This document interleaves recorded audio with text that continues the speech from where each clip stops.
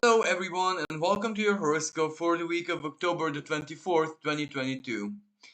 We have a really active and quiet karmic sky because this week is the host of the partial solar eclipse in the sign of Scorpio, so a new moon, and the south node eclipse, and that in itself is karmic, so in so very many different ways. And at the same time, Venus is going to be hand in hand conjunct perfectly with the eclipse, so this will be quite transformative. This will be quite intense in so very many different ways, collectively and individually as well. But it holds the promise of regeneration or birthing perhaps something new out of the rubble, out of that which falls, that which dies, that which is decomposing. So something useful, quite positive, regenerative can actually come from the past because South Node energy kind of points to the past. So something from the past. Something heals, something purges out, something is eliminated, something radically transforms, or something is reborn. An old dream, an old ideal, an old way of life. There can be a lot of things here, of course, depending on where this 2 degrees of Scorpio falls into your own personal chart, that area of life. So, if you would like to try and interpret how this might be playing out in your life, that's how you should start. And before the eclipse takes place on Monday, we already have an important, let me just there. Celestial movement where the sun entered the sign of Scorpio. So I would like to wish a very, very happy birthday month for all Scorpio natives out there. Um, and yes, this activates the energy of Scorpio. And I would also like to mention the fact that both the Sun and Venus, and now Mercury, and at the time of the new moon, also the moon, will be at a position which is called Via Combusta, so the path of fire. So that is always intense energy, transformative energy, especially in relationships, family dynamics, anything really that has to do with other people, sharing with other people, emotion, resources, karma, etc., etc., bodily fluids, etc., etc. Well, this is the part of the path of fire which intensifies that specific, you know, aspect. So, yes, it is very important that the sun begins its cycle in Scorpio because this already opens up the eclipse. The eclipse is ongoing, closing in, so we are already going to be feeling this in the air. And you see, Mercury is also following the Sun and Venus. At the time of the eclipse, Mercury will still be in Libra, but this week it will make its transition into Scorpio as well. And that means that the mind processes, Mercury is the mind processes, it follows on, it tries to make sense of it. And very many times we cannot make sense alone. Libra, the others, and we have to weigh things, we have to weigh options. Whatever this Scorpio new moon will transform, change for us, well, this is also a little bit of the fabric of our faith, of our principles, of that which we believe in, because this new moon and before the new moon, the Sun conjunct Venus will hold a quincunx with Jupiter at 0 degrees of Aries. So a critical energy there. And Jupiter is retrograde, so some big decision, big inner motivation, direction, because it's in your head, what might have been activated as a nuance, as a hint, as an idea, as an inner volcano erupting, let's say, in perhaps May, April, May, something like that, when Jupiter was last in this position direct, that might return at this time, and that might be a key factor of what you want, what you desire, because Venus in the sign of Scorpio is also very much about want and true desire. You see, there are moments when you can surrender our hopes, and not even really hopes, but rather desires, passions, desires, that which we need, onto the divine, because ultimately the creator is the best provider and caretaker and best judge when we ourselves are in difficulty in this sense. But there are moments when it's really up to us. You know, let me just give you a really strange example.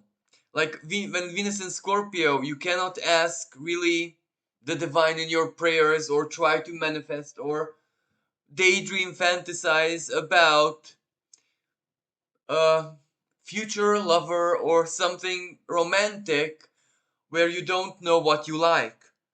Because that defeats the goal. It will not work under this Venus. When you know exactly what you like, out of course, self exploration and discovery in any sense, not just that sense, then it becomes all that much magnetic, it becomes all that much important to you, and you're able to feel this through singularly, and that helps. That attracts it, that makes it happen, that makes it come into your life. So this is how we need to use this present Venus. It will have this tendency to get a bit lower than usual, but we would be wise to allow, as long as, everything has limits and decency, and, Venus, even debilitated, does need to reflect our own morals and standards and value system. Just the where are the limits of that? So anything above the limits is still our own Venus.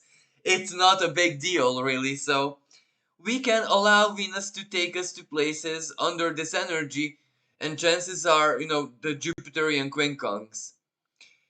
The best way to understand this quincunx is when you need something in your life, and your moral or ideal or Jupiter, your subjective truth, kind of goes against that.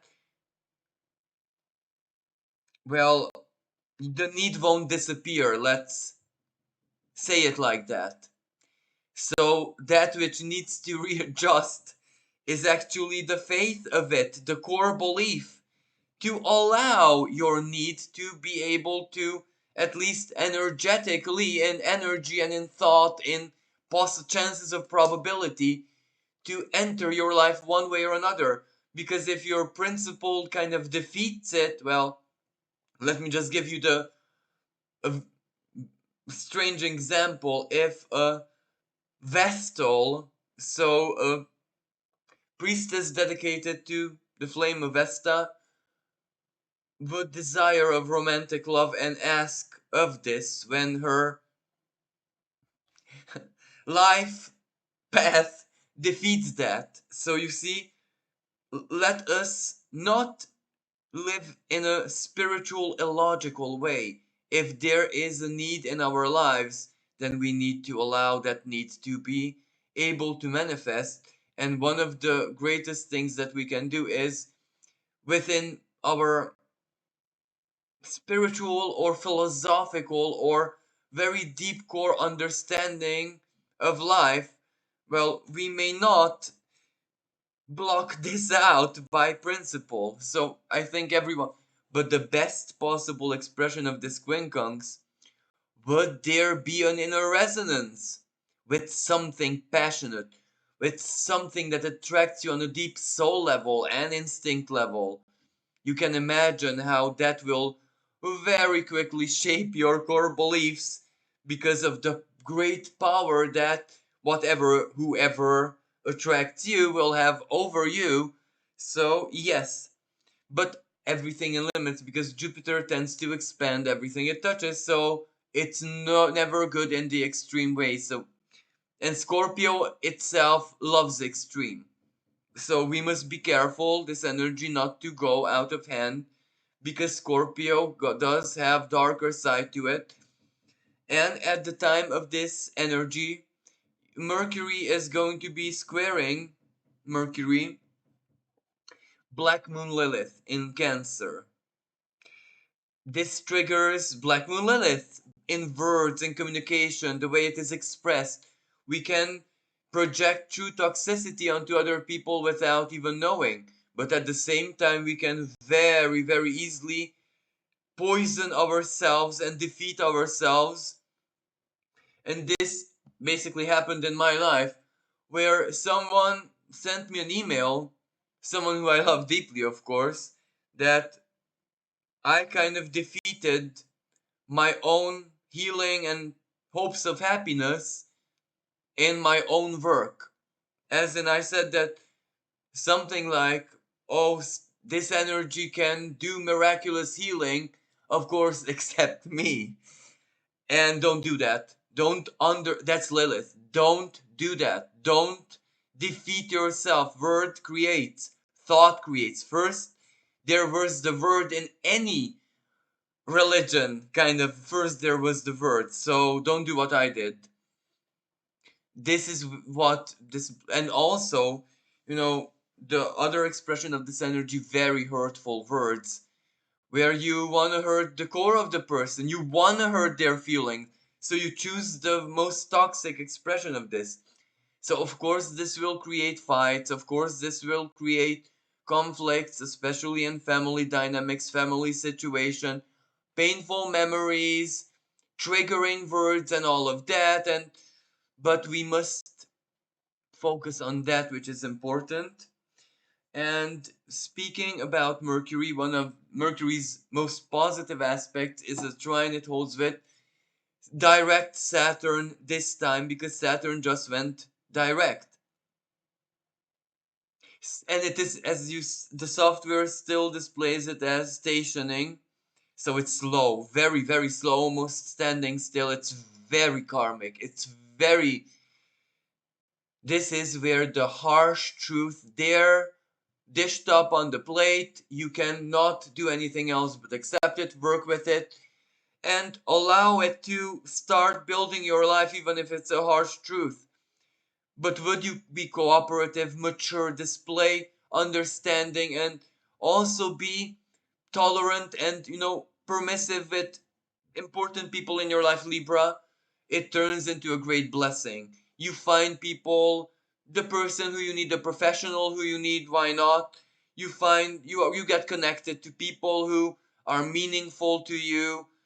This accomplishes, realizes, manifests a lot of good things as well.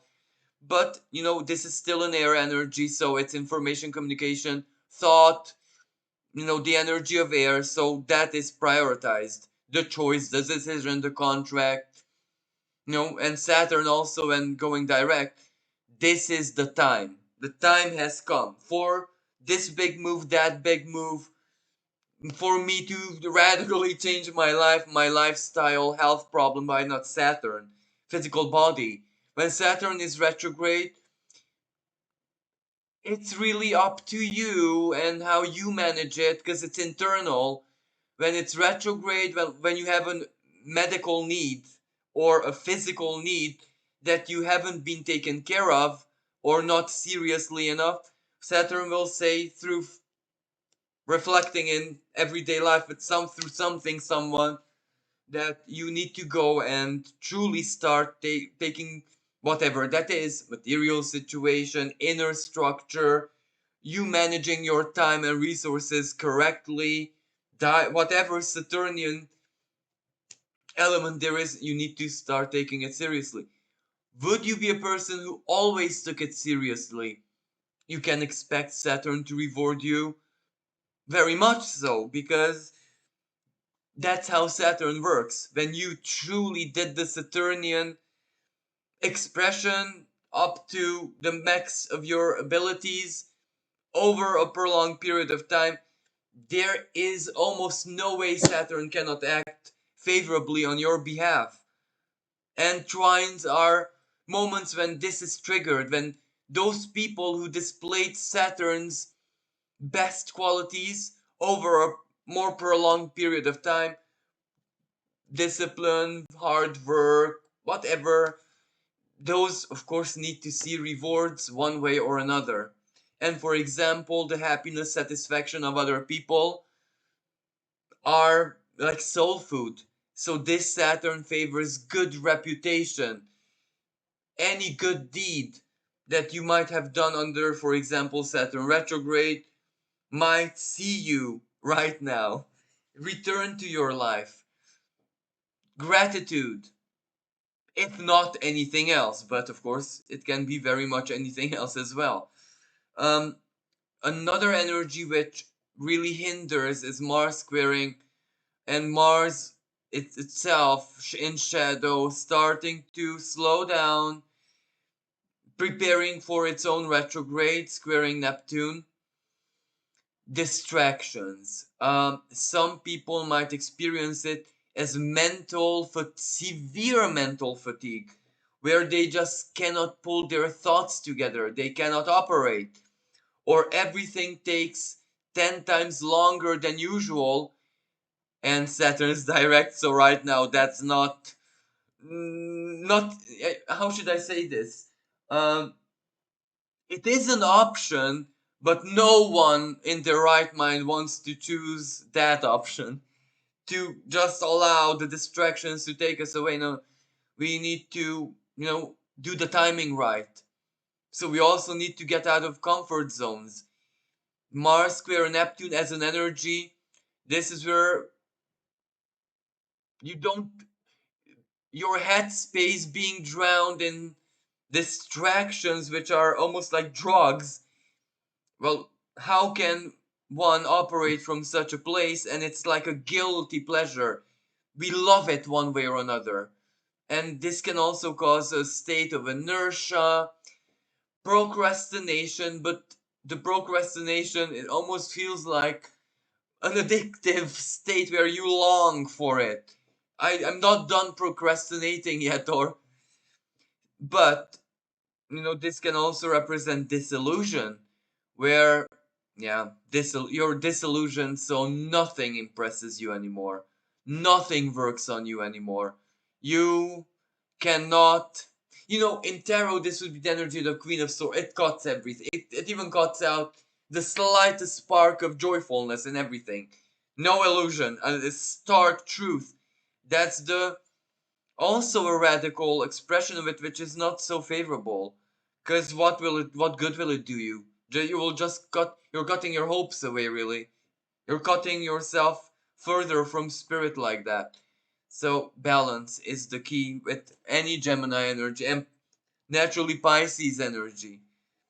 Gemini and Pisces together as energies, as in if they are active in someone's chart, or even as relationships, couples, that's a very interesting combination, where especially when something big triggers their energy simultaneously, that's like a bit of insanity in itself.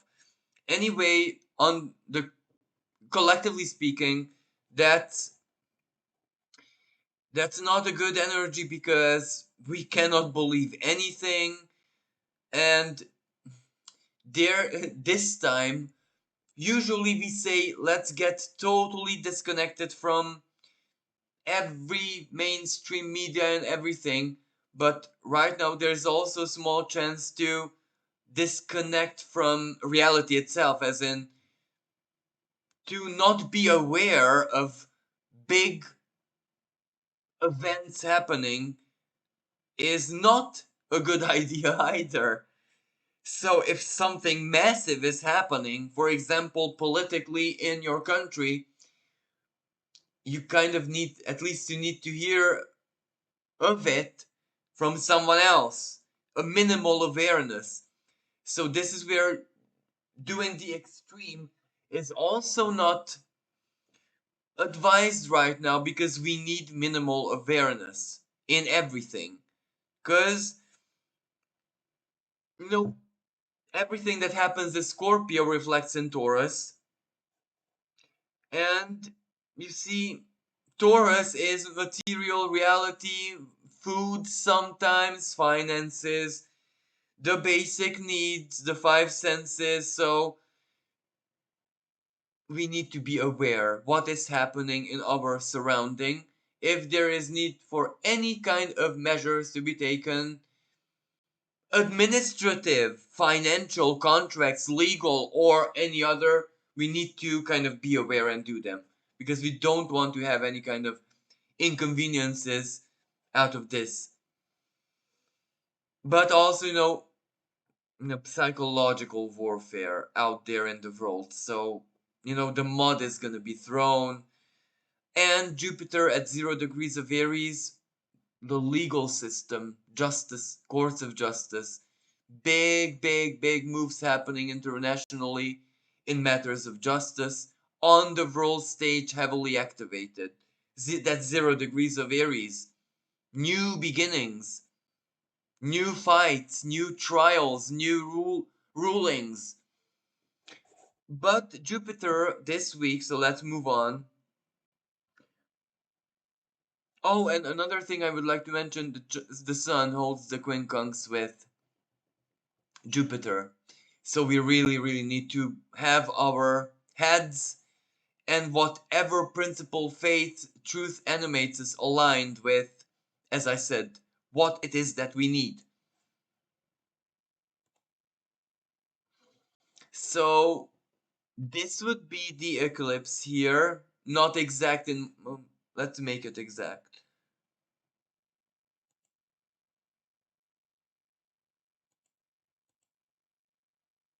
Yeah, this is exact enough.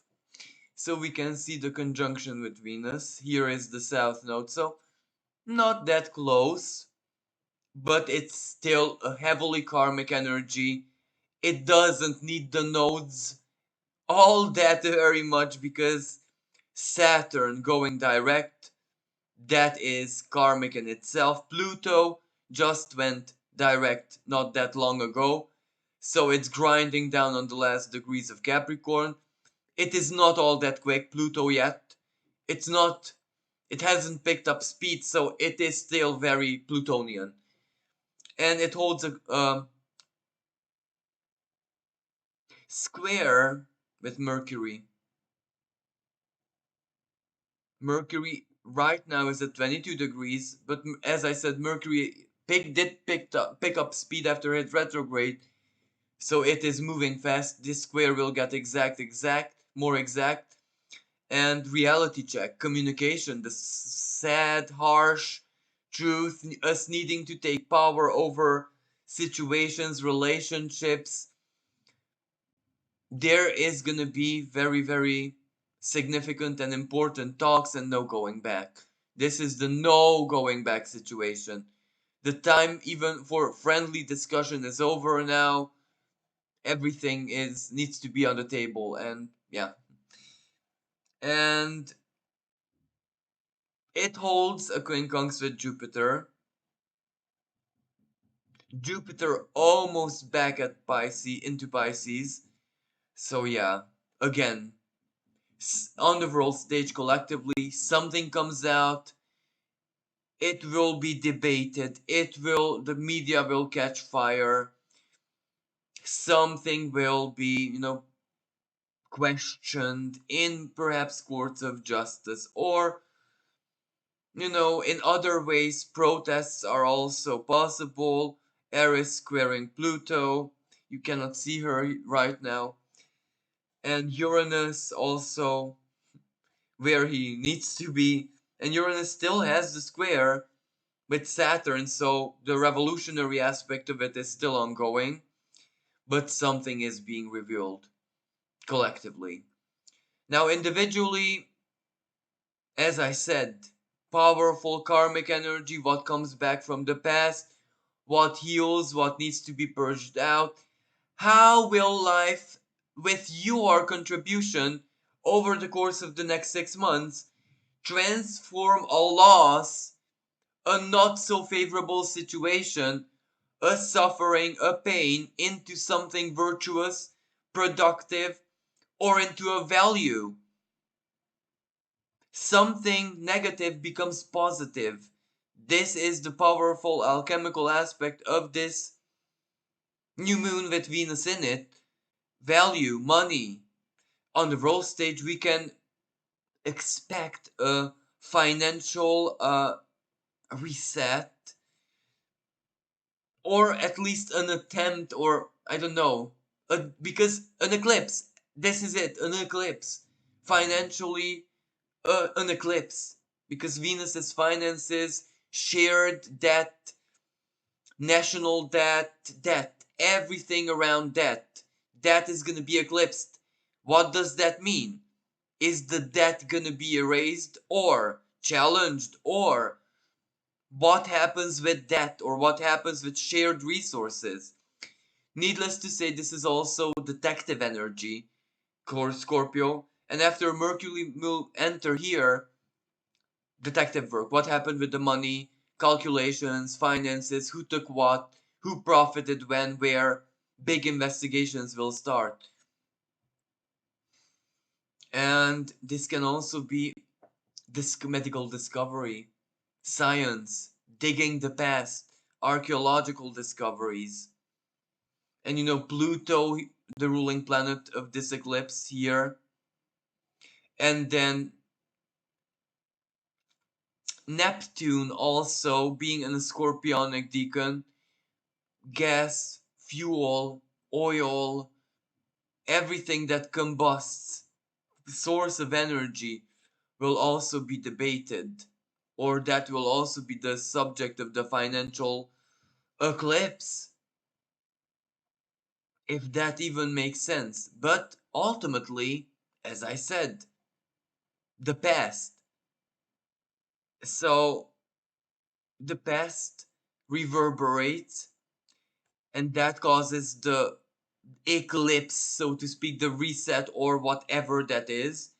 But something new, or a regenerated state, or something is born out of it, because we cannot ignore that this is a new moon, so something also gets born out of it. And with solar eclipses, especially south node, it seems bad, as I said, loss or something, but it was from the past.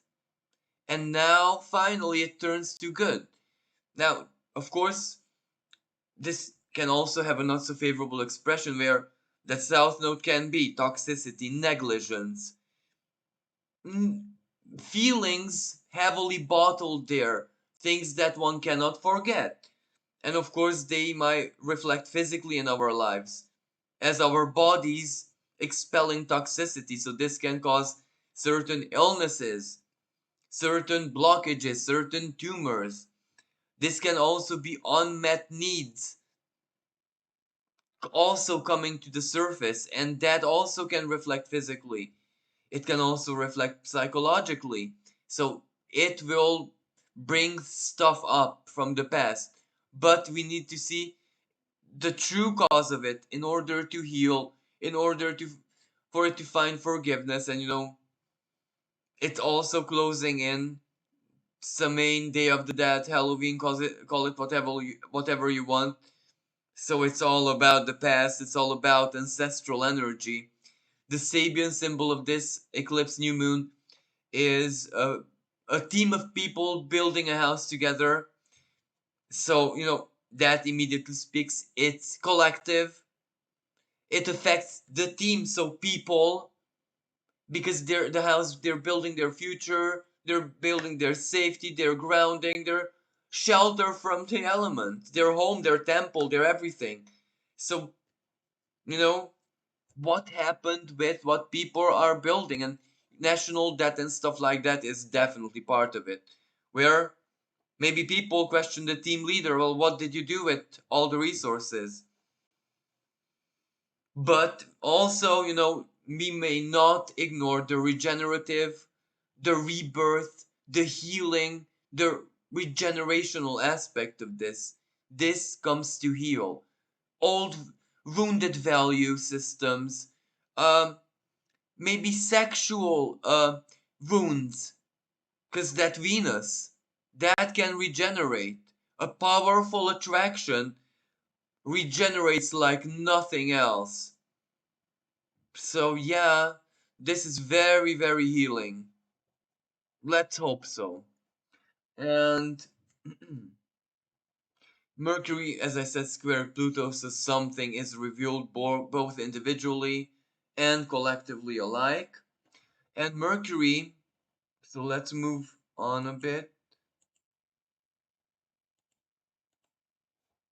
Here, Mercury, well, it holds the exact square with Pluto, but it also holds a trine with Mars.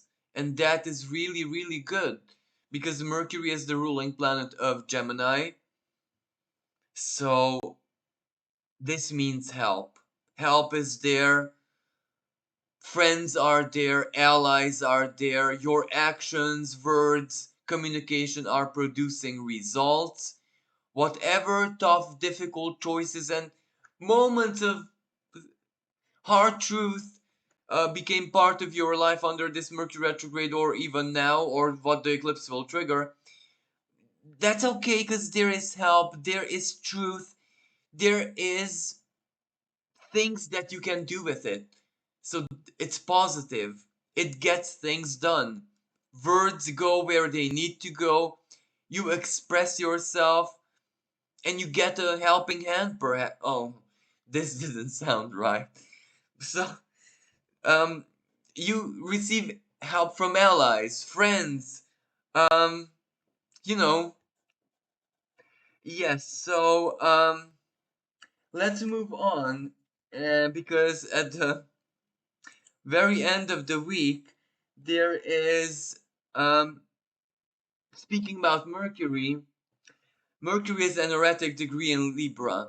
So this is when, of course, every year when certain relationships end and other relationships are reformed, or still other relationships from the past come back together out of sheer need, alliance, or whatever.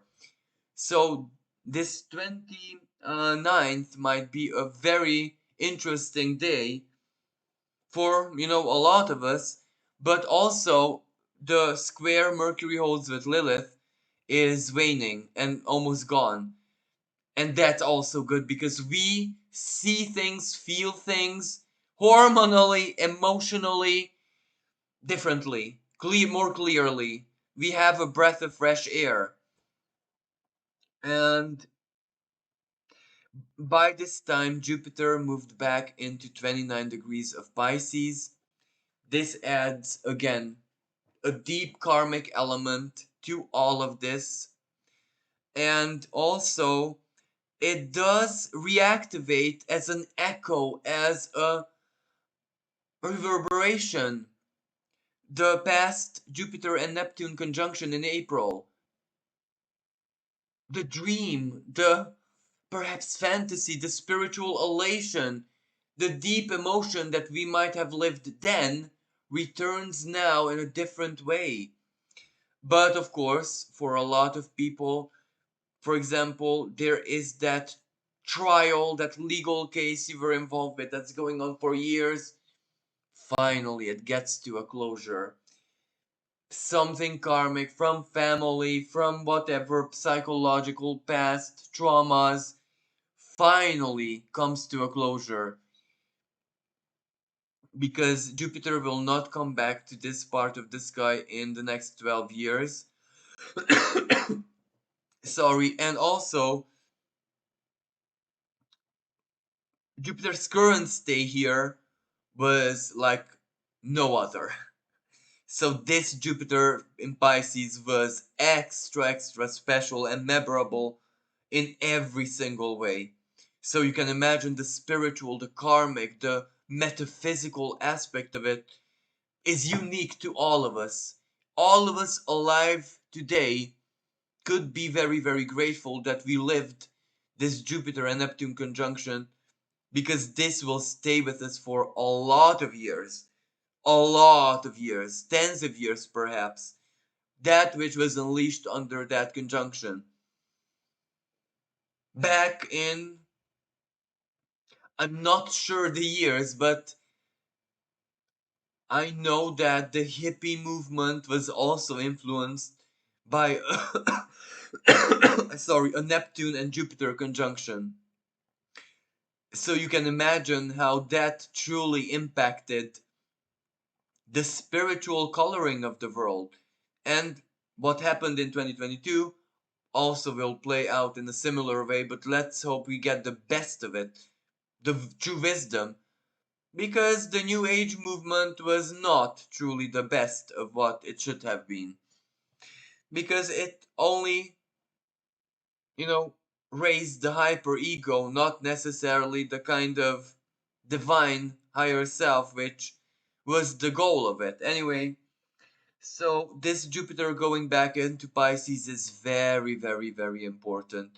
This is when the big, big closures, that which needed this second return of Jupiter here, those very heavy energies are finally gonna start solving themselves one way or another.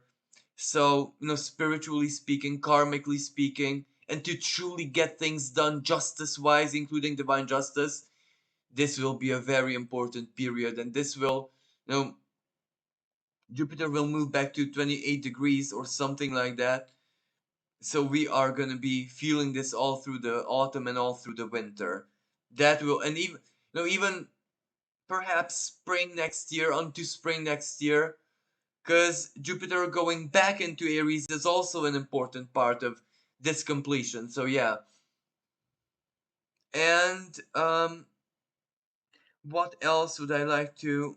And yes, well, the scorpionic energy activating, and the eclipse, and the nodes, and also Jupiter reactivating the energy of Pisces in a very intense way. The expansion will definitely open the, like, almost holes in the whale.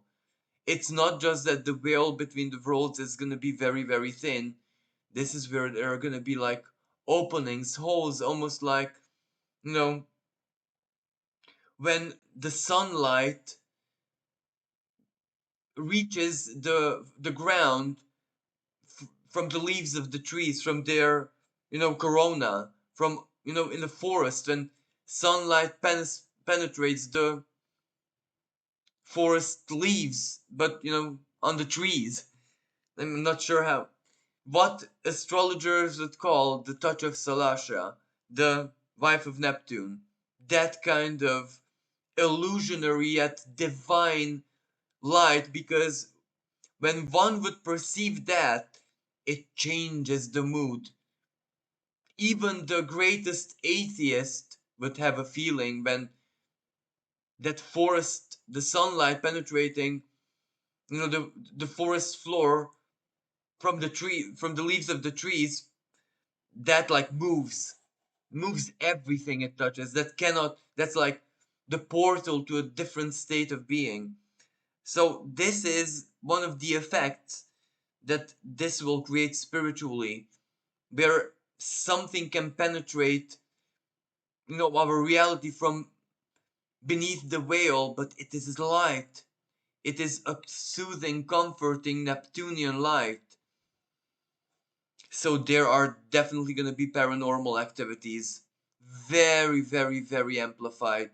So if uh, you're interested in all that kind of stuff, this will be a good moment to start recording. Not necessarily to provoke occult stuff like Ouija board and to summon spirits, because that would be almost foolish under an eclipse. But to just be a witness to it, yeah. This is where the best footage is gonna be caught. In any way, this is where the occult, whatever we think of it as the occult, is gonna be here. Definitely.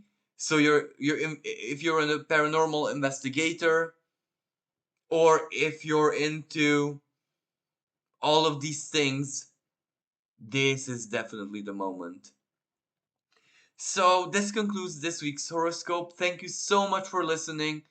Thank you for all the love, all the beautiful comments, all the likes, all the shares, and basically for keeping me alive. And with this being said, I'm wishing everyone a blessed eclipse and a blessed new moon in Scorpio. Until next time, bye for now.